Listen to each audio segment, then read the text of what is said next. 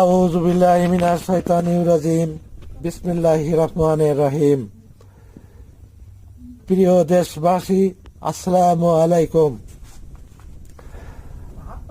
আমি মোহাম্মদ ওহিদুল ইসলাম,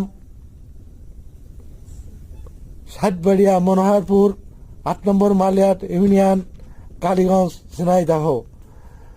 আমি আমার রাজনৈতিক অবস্থান ৮ নম্বর মালিয়াট ইউনিয়ন বিএনপির অঙ্গ সংগঠন। প্রিয় দেশবাসী, আমি রাজনীতিতে আসি ১৯৮৯ সালের। আমাদের ৮ নম্বর মালিয়াট ইউনিয়নের সাবেক সভাপতি আশরাফুজ্জামান স্বপনের হাত ধরে তখন কালীগঞ্জের নেতৃত্ব স্থানে ছিলেন আলহাজ এম শহীদুজ্জামান বেল্টু। আমি আলহাজ এম শহীদুজ্জামান বেল্টু ভাইয়ের রুহ মাগফিরাত কামনা করে লাইভে এসেছি। প্রিয় কালীগঞ্জবাসী,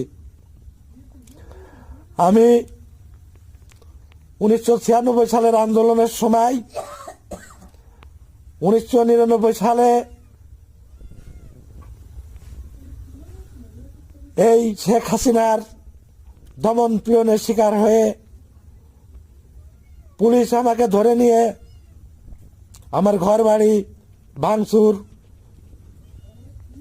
করে আমাকে থানায় নিয়ে গিয়ে ৫৪ ধারায় আমাকে চালান দেয়। পরের দিন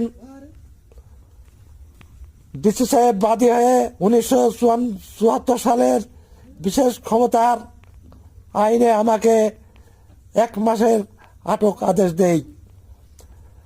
আমি এমনি করে ডিটেনশন খাটতে খাটতে ৫ মাস ১৮ দিন পরে আমি জেলের থেকে বের হই।